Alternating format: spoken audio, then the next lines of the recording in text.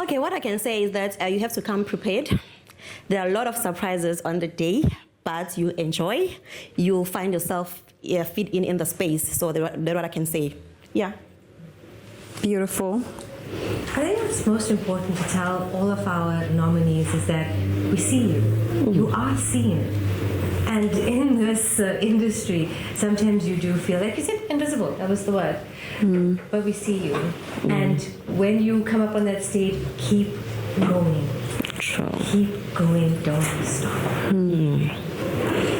I cannot say more than what has been said already. Beautiful ladies surrounding me, and we are pushing this movement of purposefully influencing.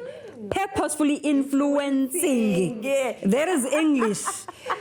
Influence with a purpose, the other way around. NgesiZulu, into oyenza ku social media ayenze umehluko. Don't just come on our screens and jump for nothing, humiliate people and degrade people and look down upon other people for no reason. That is how we are going to win an award on this one, and it's only in Durban, baby. And you've already heard. The ladies have spoken.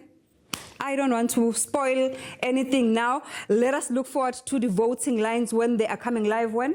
Monday, the voting lines are coming live Monday. You are going to see the nominated content